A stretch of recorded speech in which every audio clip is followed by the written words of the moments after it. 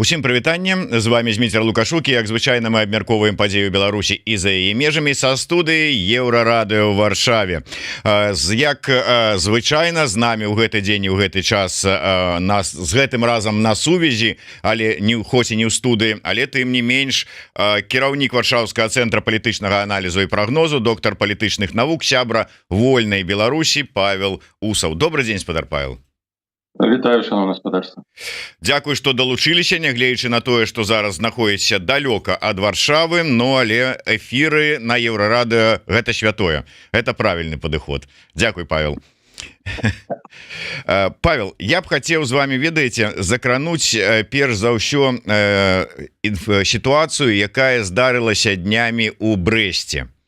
Калі невядомыя людзі чамусьці з раша-фашысцкай Z-сімволікай стаялі сабе там спакойна у цэнтры Брэста, і людзі, мясцовыя жыхары, там жанчына і хлопец просто падышлі і пацікавіліся абсалютна інтэлігентна, а вот што яны гэтым хочуць сказаць, выстаўляючы тут не просто там расійскі сцяг, а сцяг вагнераўцаў з сімволікай гэтай фашыстоўскай, рашыстоўскай і гэтак далей. Гэта трапіла ў соцсеткі, і безумоўна тыя ж вот хто на стражы законаў стаяць, яны ж кінуліся правяраць, што ж там адбываецца, але яны не правяралі, ці былі ўсё ж таки дазволы мясцовых уладаў на правядзенне вось гэтымі Z-актывістамі мясцовага разліва дазвол на правядзенне пікетавання, масавага мерапрыемства, а пачалі шукаць тых, хто задаваў пытанні. Жанчына паводле інфармацыі паспела з'ехаць у Польшчу, а хлопца такі затрымалі, якога вымусілі ізноўку выбачацца за тое, што ён пасмеў задаваць нейкія там пытанні гэтым мясцовым раша-фашыстам і нібыта аскарбляў этих самых СВО, расійскае войска і гэтак далей, гэтак, ну, у лепшых традыцыях. З гэтай нагоды вось мяне цікавіць вашае меркаванне. Гэта што, ужо такое пайшло канкрэтнае Z-замбаванне беларусаў, і прычым яно спрацоўвае, наколькі вот гэта для вас такі дрэнны знак, ці гэта можа быць нейкая такая, ну, штосьці такое, на што можна і не звяртаць увагі? Я думаю, что такой наш погляд и ваша оценка, якую вы дали, звязаная з нашими уласнымі пачуццямі на ситуацию ва Украине. Есть наше громадское пачуццё и погляд на тое, что адбываецца ва Украине, и ён будуецца на абсолютной солидарности з украинцами. А есть лукашэнкаўская так званы дзяржаўны падыход да падзеі ва Украине, і ён цалкам адпавядае, цалкам ёсць скансалідаваны з расійскай пазіцыі.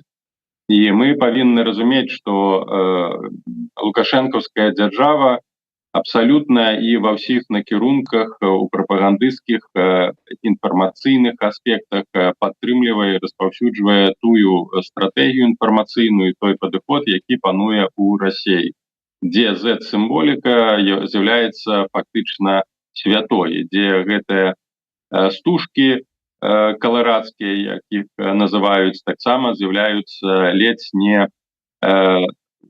вярхоўным сімвалам расійскай вось гэтай вайсковай святасці і вайсковай годнасці. Вось гэтая парадыгма, што фундаментальна адрознівае сённяшнюю Беларусь ад Беларусі 2014 году, яна канешне ж пануе у Беларусі, і збольшага гэта таксама звязана з двума іншымі рэчамі. Ну, перш за ўсё з тым, што Беларусь знаходзіцца пад акупацыяй. Можна по-рознаму называць, там рэальнай, гібриднай, неважна, але гібридная ці рэальная акупацыя мае на ўвазе і таксама закладае тое, што сімвалы дзяржавы-акупанта, дзяржавы-агрэсара будуць абавязковымі святымі ў косках для грамадства і для тых, хто ахоўвае сістэму ў Беларусі. Другі момант звязаны з тым, што дзяржава і Лукашенко непасрэдна быў і ёсць уцягнуты ў вайну супраць Украіны. І тут для яго Украіна, нягледзячы на ваганні, вось спробы маніпуляцыі, застаецца ворагам, так як і цэлы захад. І дыстансавацца ад Расіі ні ў геапалітычным, ні ў стратэгічным, ні ў інфармацыйным, ні ў сімвалічным плане ён не можа і не ў стане. Фактычна мы з'яўляемся часткай вось гэтай Z-прасторы, якая сфарміравалась у Расіі, вельмі агрэсіўнай Z-прасторы. Канешне, гэта яшчэ не набрало такой вагі, такога ўплыву, як у самой Расіі, дзе гэтыя парады Z-сімволікай, дзе дзяцей выганяюць на вуліцы і заставляюць у шэрагах стаяць з Z-сімволікай, дзе Z-сімволіку вешаюць на вокны, і фактычна спробы зняць гэтую сімволіку ці зневажыць вось гэтую, нават цяжка назваць гэта сімволікай у тым сэнсе, як мы гэта разумеем, але так яно ёсць у Расіі. Гэта фактычна прыраўніваецца да, як вы сказалі, зневажэнне расійскай арміі, дыскрэдытацыя расійскай арміі і зневажэнне СВО. І на пачатку я казаў пра тое, што ў парадыгме дзяржава лукашэнкаўская цалкам падтрымлівае Расію. Любая салідарнасць Украіны, любая антывайсковая, тут нават не гаворка не вядзецца пра, напрыклад, там нейкія адносіны да гэтай Z-сімволікі, там любая спроба пацыфісцкага характару, просто выйсці ці напісаць не вайне, так сустракаецца з тэрорам. Гэта сведчанне такой абсалютнай татальнай мілітарызацыі свядомасці інфармацыйнай прасторы, дзе ўсё накіраванае на вайну. І гэта мы павінны разумець, што ў дзяржаве Лукашенка на сённяшні момант усё скіраванае на прапаганду вайны, на мобілізацыю военную, перш за ўсё у псіхалагічным, маральным плане.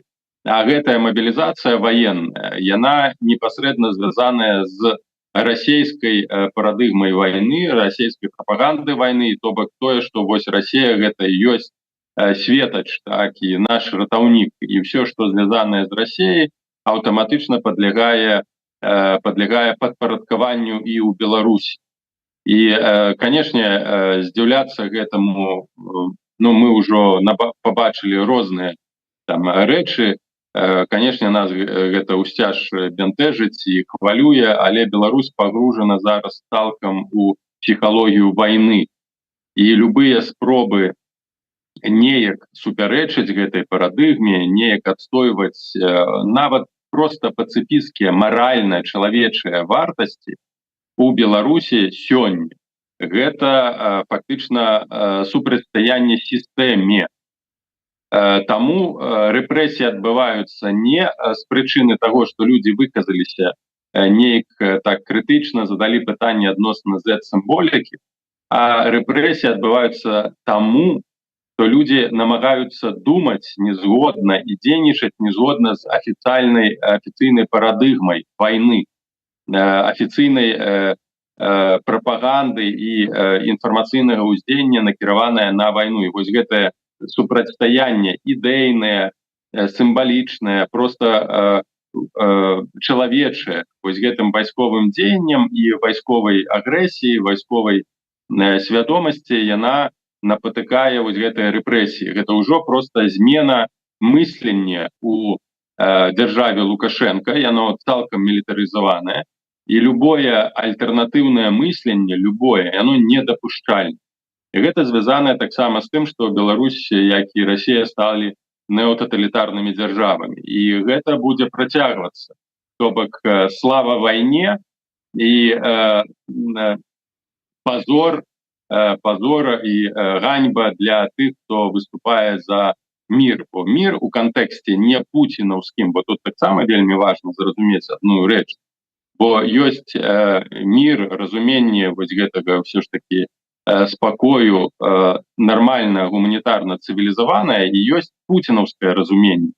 Пуцінаўскае разуменне міру — гэта разуменне міру, як было ў Сталіна ці ў Гітлера, гэта тысячагодні рэйх, ці перамога камунізму ва ўсім свеце, і пуцінаўскае разуменне міру — гэта перамога Расіі.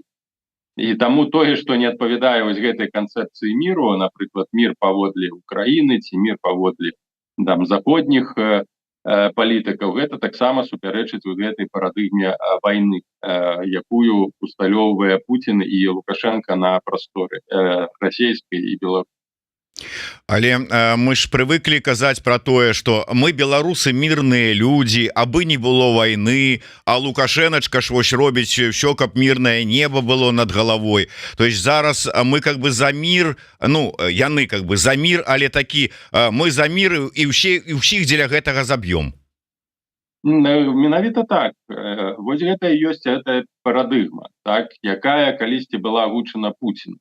Мы ў рай, яны ўсе здохнуць, а мы ў рай. Так? Вось гэта такая фундаменталісцкая дэструктыўны падыход, які не дапускае нейкага кампрамісу. У вайне з Расіяй, у вайне з Лукашэнкам кампрамісу не можа быць, бо любы кампраміс з сіламі зла, а гэта нішто іншае, як сілы зла, ён азначае просто пераход вайны на новы ўзровень, у іншую фазу. Гэты кампраміс са злом, ён быў дасягнуты ў 2014, нават раней, ну але ў 2014 гэта найбольш яскравы. Я не хочу забывацца Грузію, кампраміс са злом 2008 год, вельмі жудасны кампраміс, які, ну, нават можна і раней паглядзець на другую чачэнскую вайну, бо тады увесь Захад зачыніў вочы на тое, што рабілі расейцы ў Чачні. Ну, але такі ўжо, скажем, больш міжнародны ўзровень закрыцця вачэй на зло, гэта кампраміс 8-го году і кампраміс асабліва 14-го года.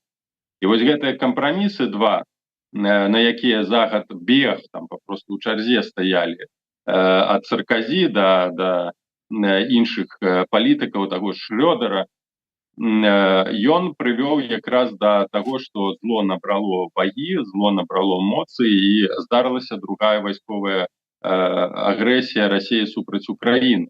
Ну, на жаль, гісторыя ні палітыкаў, ні грамадства нічому не вучаць, бо збольшага кнігі ніхто не чытае, гісторыі ніхто не цікавіцца, мы часам закідаем і беларусам тое, што яны не ведаюць уласнай гісторыі, гэта праблема, але збольшага павінны разумець тое, што ў свеце ніхто на масавым узроўні гісторыі не цікавіцца, ні ўласных краінаў, ні тым больш гісторыі свету. І з гэтага вынікае праблема, не маючы дасвядчэння, фактычна насельніцтва і грамадстве 2021 года, гэта табула раса, так, бо гісторыя, палітыка патрабуе шмат энергії яе вывучэння, яе дасканалае веданне, разуменне правілаў, разуменне законаў гісторыі.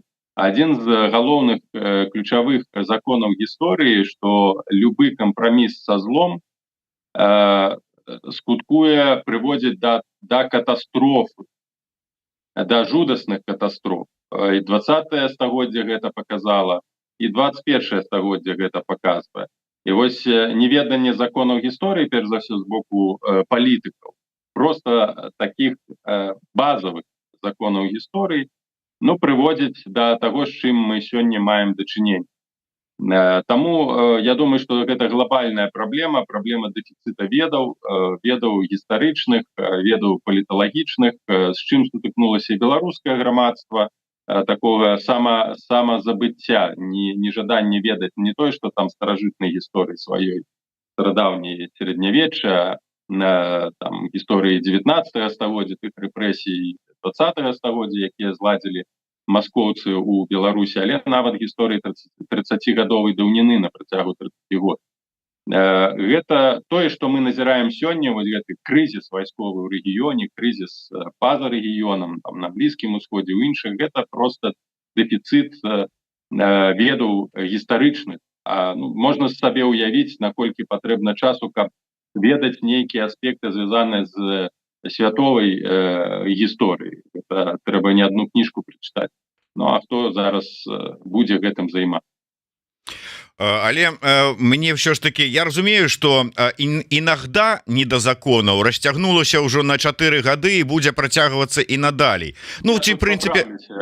законы Иногда у нас поменяют. 30 год было. У нас 30 год иногда не... Ну, Но яно-то было не галосна, а потым же ж яны гэта прызналі афіцыйна, что у нас тут не да закону. Але я разумею такую ситуацию, але ці не сведчыць такое такое, ну я не ведаю, паводзіны гэтых так званых сілавікоў, гэтых губазікаў, что яны кінуліся так р'яна шукаць тых людзей, якія задалі інтэлігентна пытанне, что вы хочаце гэтым сказаць, і ўсё, что як это сказаў ваш коллега Александр Фридман, характарызуючы прыезд Лаврова ў Мінск, ён сказаў, ну ён прыехаў філіал МЗС России праведаць, іх філіал называется МЗС Беларусі, что так гэтыя так званыя губазікі і ўсе астатнія так званыя сілавікі, это уже можно сказать філіалы расійскіх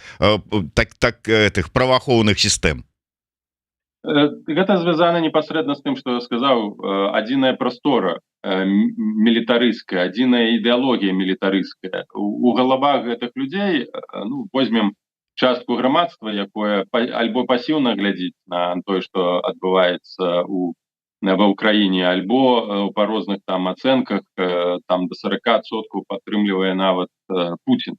Ну, калі верыць тым дадзеным, якія апублікаваў мінулым ці пазамінулым годзе Chatham House, так, это вельмі вялікая колькасць, хаця знову не можам на 100% глядзець на гэтае дадзенае як на аб'ектыўнае, але тым не менш. Уявіце тое, што адбываецца ў галавах гэтых людзей, у якіх ужо і так па плечы, па шыю, рукі ў крыві. Гэта людзі, якія сталіся бандытамі. Мы намагаемся знову наша з вами праблема беларускай інтэлігенцыі, дыаспары, накласці наше разуменне маралі так на паводзіны гэтых людзей. Павінны разумець, што там ніякай маралі няма. Гэта па сутнасці адпаведнік тых, хто служыў ці ахоўваў канцэнтрацыйныя лагеры. Гэта карнікі. Гэта не сілавікі, гэта не праваахоўныя, тым больш вось гэтыя словы ўжываць, праваахоўныя органы, якія правы яны ахоўваюць. Ну, гэта тое ж самае, што назваць эсэсаўцаў, якія ахоўвалі і расстрэльвалі габрэяў ці там іншых заключённых праваахоўнікаў.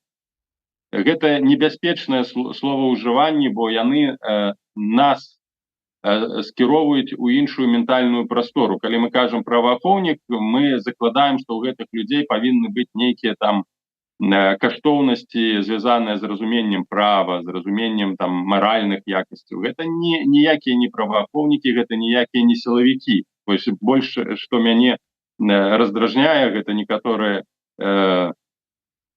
скажем, выданні, якія называюць себя незалежнымі, вельмі часта выкарыстоўваюць сілавікі ўварваліся там у кватэру там апазіцыянера ці арыштавалі. Не сілавікі гэта. Ну, яшчэ раз падкрэслю, не для Еўрарады, якраз Еўрарада намагаецца гэта не ўжываць, а іншых. Не выкарыстоўвайце гэтых словаў. Гэта карнікі. Вось і трэба казаць, карнікі ўварваліся туды, карнікі затрымалі гэта. Бо для людзей з карніцкай свядомасцю, для людзей, у якіх свядомасць ката, для іх чалавечае жыццё, я не кажу там пра законы, няма там ніякіх, чалавечае жыццё ввогуле, маральныя нейкія правілы не маюць ніякага сэнсу, проста для іх не існуе. Для іх сам факт фізычнага гвалту, змушэнне, зневажэнне, ламанне чалавека, гэта ўжо проста нейкая ўнутраная сатысфакцыя. Гэта карнікі і каты. На сённяшні дзень тыя людзі, якія служаць у структурах сістэмы, гэта нішто іншае, як тыя самыя па псіхалогіі людзі, якія служылі ў НКУС, ахоўвалі концлагеры Савецкага Саюзу і тыя, хто служылі ў СС, якія расстрэльвалі і беларусаў, украінцаў, габрэяў, усіх і нішчылі ў мільёны людзей у концлагерах. Дайце ім яшчэ, пашырце іх магчымасці. Яны проста будуць на вуліцах забіваць. Я ўжо нават не ведаю, навошта казаць і выкарыстоўваць гэтыя словы пасля таго, як быў там забіты Тарайкоўскі, там Вітольд Ашурак, яшчэ там забітыя скатаваныя людзі у катоўнях, як быў забіты Зельцер у сваёй кватэры. Ну, навошта? То бок гэта ўжо проста псіхалогія людзей, налаштаваных на забойство. І сістэма Пуціна, сістэма Лукашенко, і так гэтыя людзі грэбліва ставіліся да права, да законаў з прычыны таго, што ўсё ім было дазволена, яны служылі ў гэтых сістэмах, то зараз яны цалкам свабодныя ў сваіх дзеяннях. Больш таго я скажу, што, напрыклад, таким разнявольваючым аспектам, дэмаралізуючым аспектам у нямецкай, у фашысцкай Нямецчыны, прабачце, у 30-х годах былі так званыя мюнхенскія законы, калі там лекары, там фізіолагі знайшлі ці пачалі навукова даказваць, што славяне, габрэі гэта недалюдзі. То бок гэта нешта прамежкавае паміж жывёльным светам і чалавекам, але яшчэ не дадаткова эвалюцыянавалі. І вось гэтае маральнае разняволенне праз рацыянальнасць прывяло да таго, што немцы пачалі ідэалізаваныя пачалі ставіцца і да людзей неарыйскай расы, так проста грэбліва з пункту гледжання чалавечага і маральнага. І па сутнасці я ўпэўнены ў тым, што ў галавах гэтых людзей, недалюдзей, ужо мы можам казаць пра амаральных функцыянераў вось гэтых сістэмы лукашэнкаўскай, да іх стаўленне да людзей з іншым мысленнем, такім мысленнем, якое ёсць у нас, як не да людзей. Просто мы для іх не да людзі. Вось каб беларусы зразумелі, якія знаходзяцца ў Беларусі, якія знаходзяцца па-за межамі.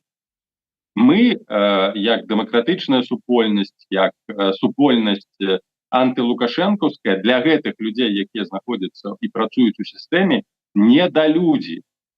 У фізіялагічным, маральным аспекце, у ідэалагічным аспекце мы для іх людзі другога сорта, да якіх можна выкарыстоўваць любыя метады знішчэння і зневажэння. Яны да нас не ставяцца як да людзей. І гэта мы павінны разумець. Часам мы намагаемся, я ўжо кажу, нават для беларусаў, якія знаходзяцца ў Беларусі, дагрукацца да іх нейкіх чалавечых, маральных, нейкіх калідораў, пачуццяў, іх няма, яны там знішчаны, яны фактычна па-іншаму думаюць, яны па-іншаму функцыянуюць, для іх па-іншаму успрымаецца свет. І ў гэтым свеце мы, наша супольнасць, гэта тая супольнасць, якую трэба вынішчаць фізычна. Пра што казаў Караеў, прыгадайце. У 20-м годзе былі запісы, Караеў казаў, што гэта не людзі, так, гэта беларусы, гэта смецці, трэба забіваць. І як Балаба, там іншыя, нам цяжка зразумець, пусціцца на ўзровень вось такога нават не жывёльнага свету, а пазажывёльнага свету, бо жывёлы так не вядуць, жывёлы не апраўдваюць і не могуць апраўдаць свайго такога часам патворнага захавання. Бо гэта інстынкты. Там гэта ўжо свядомая маральная дэградацыя і маральнае проста пазажывёльнае разуменне свету і нас з вами, з іншага атачэння. Мы лічыце, што мы для іх зусім іншая раса, якую яны акупавалі, якую ім трэба трымаць пад кантролем і знішчаць. Фактычна мы пасля 20-го году, хаця раней гэта таксама была, я не хочу сказаць, што гэтага не было перад 20-м годам. До 20-го году гэта было. Суддзі, міліцыя, так званая, гэтыя чыноўнікі ставіліся да людзей з іншым мысленнем, апазіцыйным, дэмакратычным, як да другасных, для людзей другого сорту, якіх можна зневажаць, якіх можна выкідаць з працы, не лічучыся з законам, з нейкімі маральным кодексам. Гэта ўсё было. Толькі зараз гэта ўжо выйшла на зусім іншы сістэмны ўзровень і ахапіла даволі вялікую частку людзей, але мы можам просто сыходзіць з таго, што вось гэта ёсць пэўная катэгорыя людзей, якая захапіла краіну і якая адносіцца да большай часткі насельніцтва як да невольнікаў, як да людзей другога кшталту, якіх можна забіваць, садзіць і вынішчаць. Дарэчы, тое ж самае ж было так званая класавая свядомасць. Вось гэтыя две рэчы, мы размаўляем пра класавую свядомасць, так, і пра расавую свядомасць. Яны аднолькавыя. Што ў Савецкім Саюзе да людзей іншага класу, іншай ментальнасці ставіліся як не да людзей, і тое ж самае расавае. То бок паглядзіце, як вельмі хутка змадыфікавалі, і нават не тое, што змадыфікавалі, а расчынілі, вярнулі вось гэтую прымітыўнае мысленне, прымітыўную свядомасць. Да украінцаў расійскія ідэолагі, расійскія прапагандысты і вся гэтая свора вайсковая ставіцца як не да людзей, якіх трэба знішчаць. Яны ўжо змянілі, ўжо на працягу некалькіх год цалкам змянілі стаўленне да чалавечага жыцця. Украінскае жыццё украінца нічога не вартае, бо ён украінец, ён другасны. Мы тут, то бок у Расіі, і гэта на нас таксама паўплывала, сфарміравалася вось гэтая свядомасць вышэйшай расы, вышэйшай расы. І яна часткова перакінулася на Беларусь, часткова злілася, бо гэтае таксама мысленне было раней сфарміраванае ў сэнсе у дачыненні да беларусаў. Там іх грэбліва называлі свядомыя, гэтыя змагары, гэта ж таксама зневажэнне, таксама трансфармацыя вось гэтага чалавечага ўспрыняцця аднаго чалавека іншым чалавекам. Яны ненармальныя, яны дурныя, гэтыя свядомыя, гэтыя змагары, яны проста псіхічна хворыя. Яна і упэўненая, што Зміцер, вы таксама гэта адчувалі яшчэ да 20-го года, такое стаўленне у Беларусі было. І зараз гэта стала ўжо фундаментальнай палітыкай. У Расіі мы бачым, што да украінцаў такое, што гэта другаснае, можна і забіваць, і знішчаць, гэта не людзі. І тое ж самае вось у гэтых структурах, пра якія мы з вами кажам. Фактычна цалкавіта адбылася дэмаралізацыя вось Расіі, расійскага грамадства, і дэмаралізацыя, дэгуманізацыя вось гэтай часткі той прыўладнай і прыўладнай сістэмы. І гэта будзе паглыбляцца, гэта будзе пашырацца. Памятаеце, вось увесь час узгадваем стагоддзе Быкова у яго рамане там Сотнікова, калі яму выпальвалі зорку, так, вось гэта, калі катавалі. Гэта вось прыкладна выпальванне і катаванне тое, што робяць русаф-нацысты ва ўкраіне, выпальванне гэтых зорак, катаванне украінцаў. Тое ж самае робяць і службы лукашэнкаўскія. Катаванні, выпальванні, зневажанні, вось, гэта і было раней, але проста сведчыць, наколькі глыбока адбылася дэмаралізацыя гэтага грамадства. І што горш, нават калі зменіцца сітуацыя з гэтымі людзьмі, іх перафарматаваць псіхалагічна ці змяніць будзе вельмі цяжка, фактычна немагчыма. Это ўжо направда псіхалагічна цалкавіта дэтрансфармаваныя людзі, якія будуць вось такой свядомасцю жыць да канца свайго жыцця. Нездарма я чуў, што там наверсе у кіраўніцтве так званым у лукашэнкаўскіх структурах, калі 20-й год пачаўся, іх абурэнне гучала так: кармавая база взбунтавалась. Як это такое можа быць? І тут у мяне, ведаеце, у сувязі з гэтым узнікае такое пытанне, што можа быць ім вот развязвае яшчэ рукі перакананне ў тым, што вот гэтыя вот, нават калі яны прыйдуць да ўлады, яны ж усе гуманісты, яны ж усе лібералы, яны ж усе дзейнічаюць у адпаведнасці з законам. Што яны нам зробяць? Люстрыруюць і адсунуць ад працы? Можа быць. Можа быць, пасадзяць на годзік. но это ж не 20 гадоў, на якія за абы што садзяць зараз лукашэнкаўскія карнікі. Што яны нам зробяць? Фу, плевать, это іхняе пакаранне. Таму нават калі да гэтага і дойдзе, это можна не звяртаць увагі. Можа быть, таму такое, у тым ліку такое стаўленне. А калі б ведалі, што ім канкрэтна вернецца, як там у Бібліі, по заслугам тваіх? Так, тут думаю, что яны не думаюць у таких катэгорыях на перспектыву. Яны думаюць у катэгорыях захавання ўлады.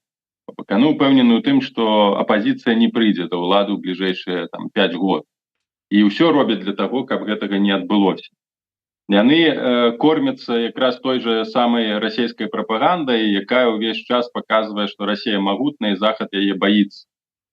Калі б яны думалі, хаця б аналізавалі, хаця б спрабавалі ацаніць перспектывы развіцця Беларусі у той рацыянальнай форме, якую вы прапанавалі, то гэтыя людзі б не працавалі.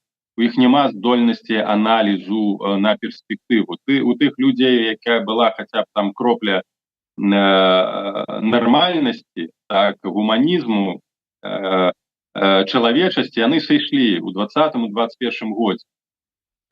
Гэтыя людзі сышлі з сістэмы, бо зразумелі, да чаго гэтая сістэма прывядзе. Яна забярэ апошняе, што ёсць у людзей, іх чалавечую годнасць. Не палітычныя арыентацыі, не палітычныя прэферэнцыі, а чалавечую годнасць. Тое, што адбылося пасля 20-го году, гэта паступовая, як я ўжо сказаў, дэгуманізацыя тых людзей, якія засталіся ў сістэме. Гэта суддзі, гэта карнікі непасрэдна, якія займаюцца арыштаваннямі і катаваннямі, тыя, хто стаяць пры ўладзе. Гэта плата за ўладу. Просто знішчэнне таго, што называецца чалавек у нашай прыродзе людской. Тое, што адбылося ў Расіі, тое, што адбылося ў сталінскай Савецкім Саюзе, тое, што адбылося ў фашысцкай Нямецчыны. Розніцы у ментальным сэнсе, у сэнсе маральным паміж гэтымі прасторамі культурна-палітычнымі ніякай няма. Ні паміж Паўночнай Карэяй, ні паміж М'янмай, Бірмай, гэта ўсё, гэта унутраная дэгуманізацыя, якія глядзяць, па-першае, на увесь іншы народ, як на кармавую базу, ці як на планктон. Так, калі былі пратэсты ў 2012 годзе ў Маскве пасля выбараў, называлі офісны планктон выплыў. Так, тыя, хто сидзелі там за кампутарамі, так, і жылі ў цёплай вадзічцы, якія ад часу да часу пажыралі кіты, так, ён увесь усплыў. Но яго вельмі хутка зжэрлі, бо яны не разумелі насамрэч сваё месца ў гэтай кармавой цепі. І гэта тое ж самае было у сярэднявеччы, пазней, у часы ўжо імперыі, калі была вышэйшая арыстакратыя, шляхта, знаць, так, дварянства, двор, і былі крепасныя. Па сутнасці адносіны да крепасных было як адносіны да сабак. Можна было дзешавей прадаць сабакі, каштавалі гончыя там гэтыя даражэй, чым гэта зняволеныя крепасныя.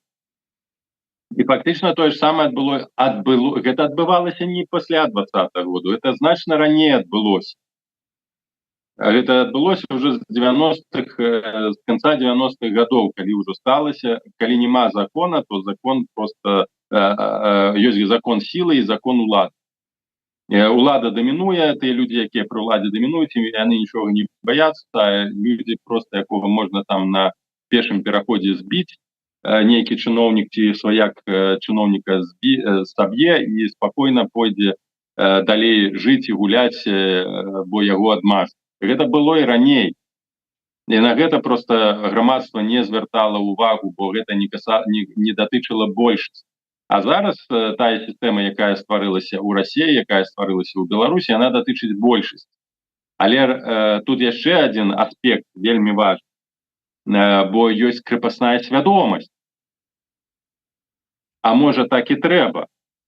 Разумееце, важна, каб змяніўся падыход і ментальнасць людзей, якія знаходзяцца пад прыгнётам, каб яны яго не акцэптавалі, не прымалі. У Расіі гэты прыгнёт успрымаўся як дадзенасць. У Беларусі гэты прыгнёт, які функцыянаваў там да 20-го году, большасць успрымалася як дадзенасць. Яна ўспрымалася як дадзенасць бабарыкам. Яна ўспрымалася як дадзенасць цыпкала, бо яны ў гэтым жа сістэме функцыянавалі. Яны ж былі на пірамідзе, на вышыні вось гэтай піраміды ўлад.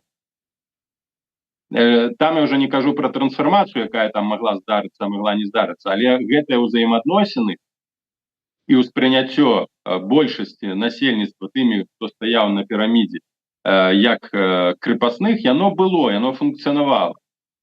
Але самае кепскае гэта калі у людзей не змяняецца разуменне сітуацыі. Калі людзі прызвычаюцца да гэтай дадзенасці, што яны крепасныя, што яны там планктон, што яны там кармавая база, то, канешне, гэта знішчыць іх, таксама знішчае іх чалавечую годнасць, бо яны ўспрымаюць гэта як дадзенасць, як нармальны парадак рэчаў, то так і павінна быць. І вось так, вось гэтыя анекдоты, якія таксама гэта ж трэба разумець, што вось такія анекдоты, што можа так і трэба пра беларуса, там рускага, украінца. Гэта ж сацыёніка. Гэта таксама спроба мадэлявання псіхалогіі нашага грамадства. Што беларус сядзе на цвік і можа так і трэба, ўсё окей. І гэтыя анекдоты вельмі папулярныя былі ў беларускім грамадстве, як і анекдот, што Лукашенко будзе кіраваць да канца света. Так.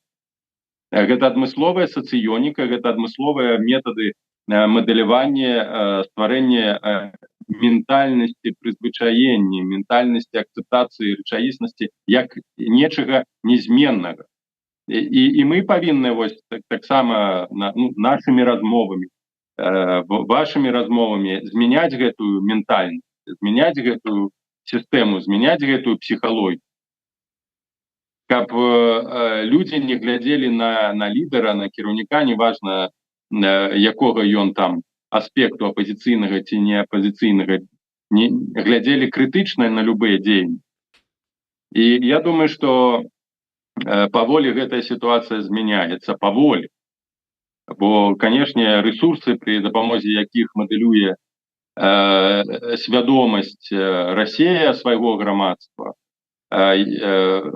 рэсурсы, пры дапамозе якіх мадэлюе сваю вось гэтую прастору інфармацыйную лукашэнкаўская сістэма, яны значна большыя, чым нашыя. Дарэчы, той жа Азаронак, ён гуляе не апошнюю ролю у мадэляванні вось гэтай сацыяльнай прасторы. Вось гэтае зневажэнне, вось пра тое, што мы казалі ўвесь час, вось гэтае грэблівае стаўленне да людзей іншых поглядаў, гэта якраз такі вось працэс дэгуманізацыі, зневажэння чалавечага вобразу праціўніка, так, ворага, і апраўданне павышэння вось гэтага маральнага статусу і статусу чалавечага тых, хто знішчае. Вы выбраныя, гэтая выбранасць. Хаця, канешне, Азаронак якраз служыць зусім іншым паказванню прымітыўнага ўзроўню тых людзей, якія абслугоўваюць Лукашенка. Ну, але яны думаюць, што упэўнены ў тым, што гэта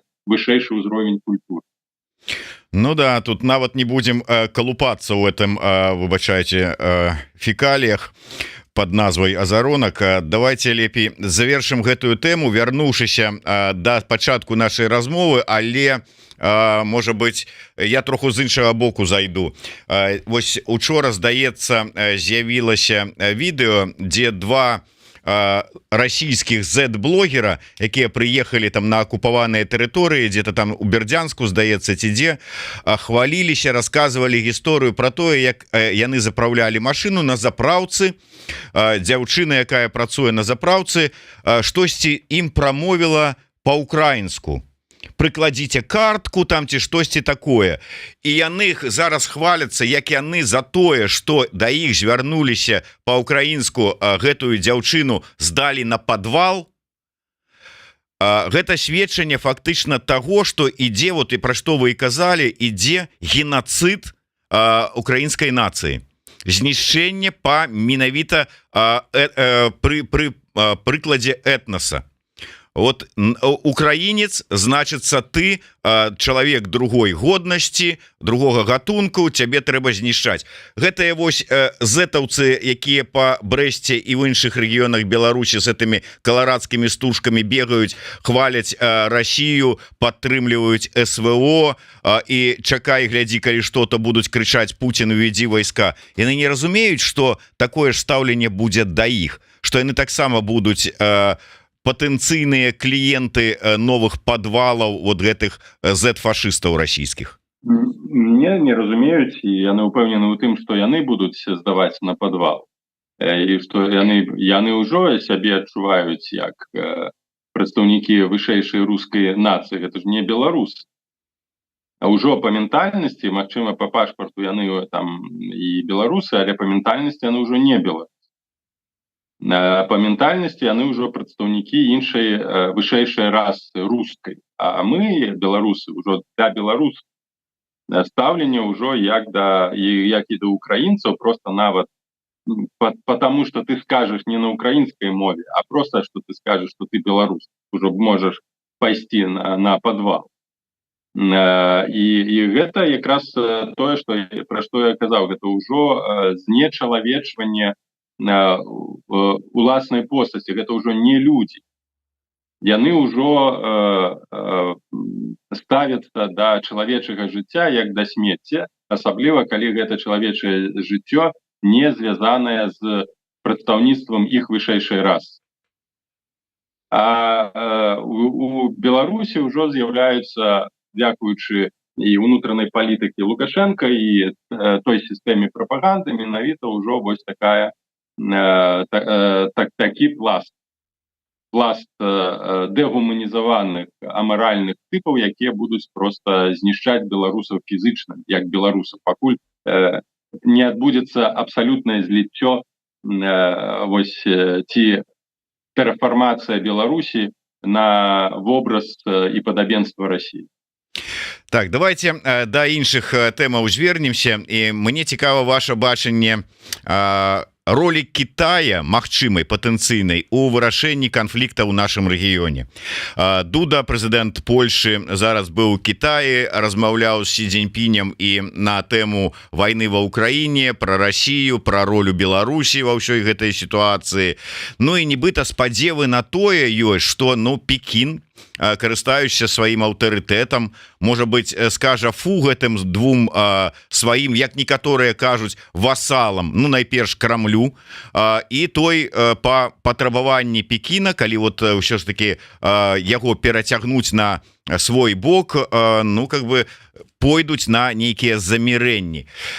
Як вы лічыце? Таму што той же самы узгаданы нами Фрыдман вельмі скептычна ставіцца да таго, да ўзроўню такога высокага нібыта уплыву Пекіна на Москву, на Кремль, які яму прыпісваюць. Вот як вы думаеце, магчыма вырашэнне такім чынам праз тыя захады гэтай вайны?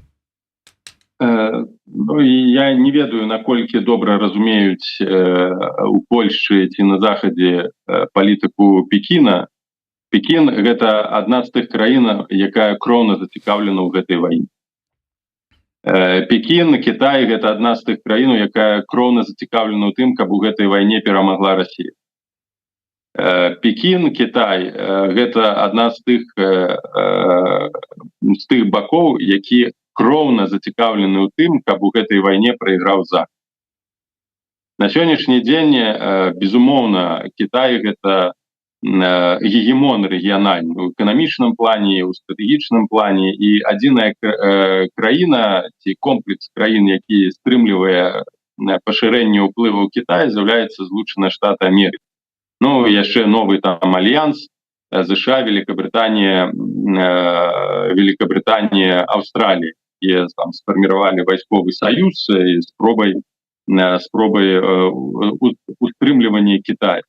Китай імкнецца да дамінацыі эканамічнай і вайсковай, аслабленне як Расіі, аслабление, перш за все, Захада, гэта у інтарэсах Китая. Калі Захад прайграе ў гэтай вайне,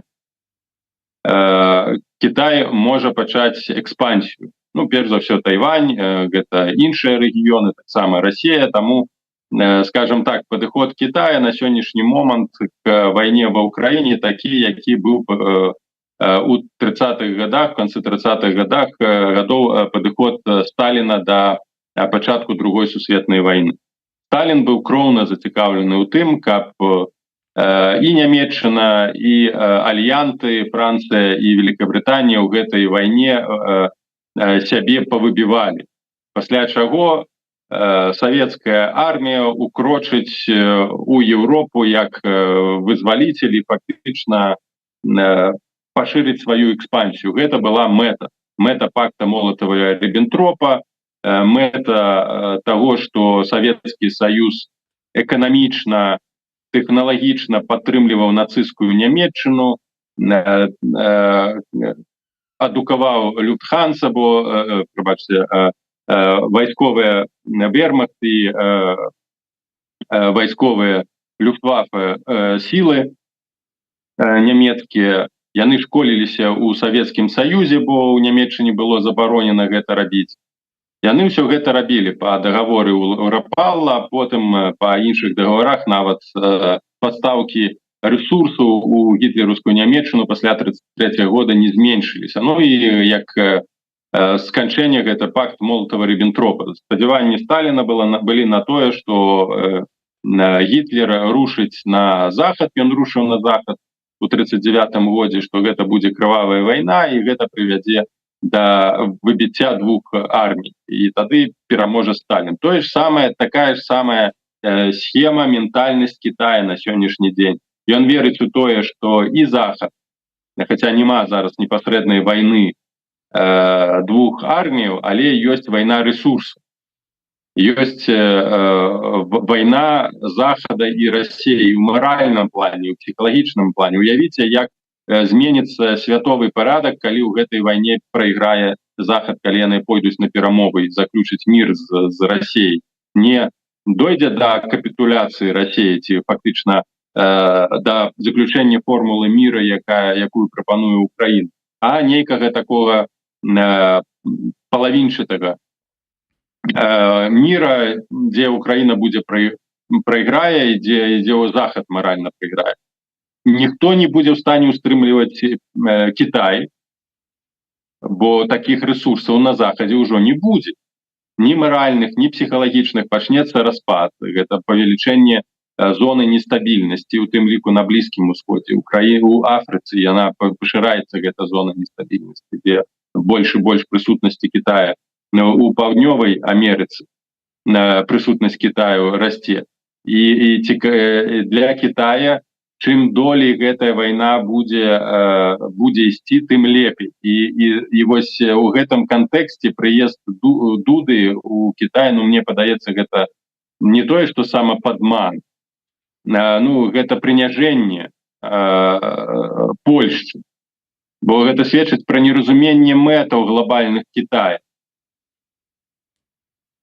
Вось у чым праблема. І не будзе Кітай зацікаўлены ў тым, каб быў пакой, бо мір заключаны, бо ад гэтай вайны Кітай атрымоўвае як ніхто значна больш дывідэнтаў, чым, скажем, там Расія ці Захад. І Расія, і Захад ад гэтай вайны трацяць. Але яны страцяць яшчэ больш Захад, калі пойдзе на формулу міра Китая, калі пагодзіцца на тое, каб Китай вырашаў праблемы рэгіёна, не Еўропа, не Захад, а Китай. Гэта азначае прызнанне статусу Китая.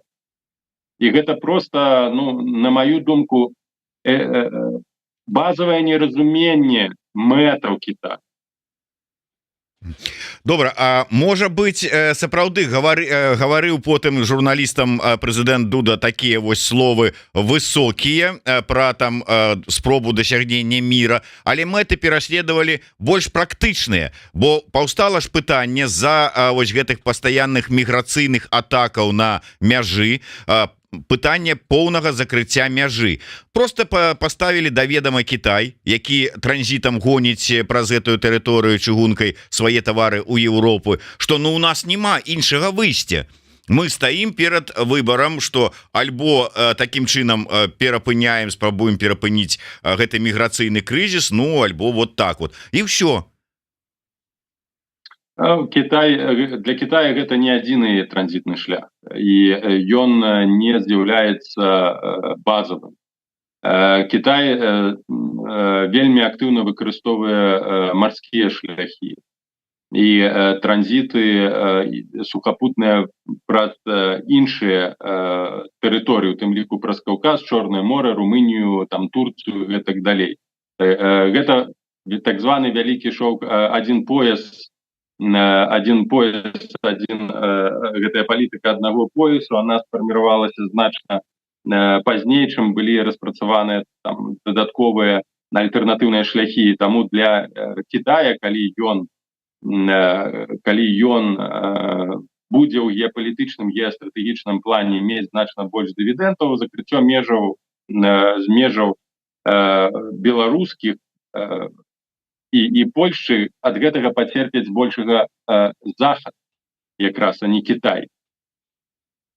Бо кітайскія тавары просто захлынулі і вытворчасць кітайская захад. Ну, просто амаль ва ўсіх крамах, амаль усе там тэхналогіі, прадукцыя, ўсё у Кітаі. Якраз гэта будзе значна большыя шкоды, калі будуць іншыя, напрыклад, марскія шляхі транзіту. Гэта павышэнне коштаў для еўрапейскіх спажыўцоў, а не для Китаю. Праблема для Китая абсалютна у гэтым сэнсе будзе мізэрнай, бо, яшчэ раз падкрэслю, ёсць паўночны шлях, арктычная дарога, так званая, праз паўночную паўкулю, і праз шляхі паўднёвыя, у тым ліку і сухапутныя. І гэта якраз такі ў такім сэнсе, ну, разумееце, гэта выглядае, што гэта Дуда паехаў жабрачыць, прасіць там Кітай паўплываць. Гэта сведчанне таго, што збольшага залежыць Польшчы на гэтых на транзітных шляхах і Еўропе, а не Китаю. Калі б гэта залежала Китаю, то Сі Цзіньпін бы паехаў бы, сказаў: ну не зачыняйце меж. А то выглядае так, што ён паехаў да гаспадара Азіі і сказаў: ну вы ведаеце, вось мы, прабачце, але мы вымушаны зачыніць межу. Ну калі гэта ваш нацыянальны інтарэс і пагражае вашай бяспекі, ну то зачыняйце. А не ездзіце і не прасіце там дазволу у Сі Цзіньпіна. Калі гэта ёсць ваш нацыянальны інтарэс, забіваюць вашых людзей. Путін, Лукашенко, неважна. Калі гэта шкодзіць вашаму нацыянальнаму інтарэсу, зачыняйце. Відавочна, што Польшча не можа зачыніць межы, бо перш за ўсё пацерпіць Польшча сама. І Лукашенко гэта разумее. Канешне, для Беларусі гэта будзе катастрофа. Зачыненне межаў, гэта апошняя там магчымасць для беларусаў перакрочыць мяжу, з'ехаць з Беларусі. Таксама і ў плане гуманітарным гэта будзе катастрофа.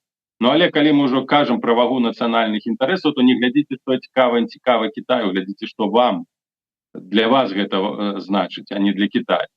А тое, што знову і Еўропа, і Польшча глядзіць на Кітай, для яго важна, вось, можа, ён паўплывае, гэта сведчанне дамінацыі Кітая. Гэта сведчанне таго, што вы слабыя, што вы не можаце навязаць сваю волю гэтаму гіганту. І ён скажа вам не зачыняць межы, вы пацерпіце ад эканомікі, і вы не будзеце зачыняць межы, неважна, колькі там польскіх памежнікаў будзе забіць. Калі ёсць свой дзяржаўны інтарэс, то абараніце гэты свой дзяржаўны інтарэс. Калі няма, ну то Кітай тут вам не дапаможа. У Кітаі ёсць шмат іншых інструментаў забяспечыць сваю глобальную прысутнасць. І Беларусь у гэтым кантэксце толькі адзіны калідор. Ну, пойдуць праз Мурманск, будуць тавары свае дастаўляць у Европу. Добра, тады на завяршэнне ўсё ж таки ваш прагноз, зачыняць межы ці не, і калі зачыняць, то размова ідзе пра пасажырскія перавозкі выключна, ці закране і грузавыя перавозкі, прычым не толькі аўтатранспартам, але і чыгункай. Ну, я думаю, что тут у кантэксце нават пытанне не кітайскае, пытанне еўрапейскае, бо гэта транзіт у Еўропу, а не толькі ў Польшу. І ў тым аспекце, што ад гэтага калідору таксама залежыць і інтарэсы эканамічнай Еўропы, думаю, што наўрад ці зачыняць, калі толькі не адчыняць транзітныя шляхі, напрыклад, праз Латвію, Літву, Польшу. Ось, калі там мадэрнізуюць гэтыя шляхі гандлёвыя, чыгуначныя, бо таксама нельга забываць пра тое, што транзіт ёсць і праз гэтую частку Европы. Ну, то тады, канешне, гэта ўжо аблегчае пытанне ціску на Беларусь. Але ўсё роўна будуць імкнуцца захаваць гэтыя транзіты эканамічныя сувязі з Европай, таму і з Кітаем. Таму я думаю, што гэтае пытанне не вырашыцца так радыкальна. Канешне, могуць зачыніць, як гэта зрабілі літоўцы, зачыніць пасажырскія пераходы, але гэта будзе катастрофа для Беларусі. Тым больш, што проста беларусы ў гэтым аспекце гэта проста карта для гандлю. Ну, але каб паказаць нейкі эфект, то могуць увесці яшчэ больше абмежаванні для беларусаў для транзіту. Беларусаў, пераходу беларусаў у Польшу там, ці ў Европу. Але тут трэба ўзважаны падыход, якога на сённяшні момант я гляджу у Европы няма. О, вось такі не вельмі аптымістычны прагноз ад Паўла Усова. Тым не менш, на завяршэнне я хацеў бы нагадаць усім пра неабходнасць подписываться, калі для вас гэта бяспечна, на телеграм-канал спадара Паўла Усова, і не забывайте про YouTube канал Еўрарадыё. Калі для вас бяспечна, то подписывайтесь, ставьте свае падабайкі, расшэрвайте, пишите каментары і задавайте пытанні. У нас сёння яшчэ будзе шмат цікавых эфіраў, анонсы ёсць у нас у соцсетках і на старонке Еўрарадыё, так что глядзіце, не адыходзьце далёка. А я дзякую Павлу. Павел, дзякуй, до сустрэчы, жыве Беларусь. Дзякуй, до сустрэчы, жыве Беларусь.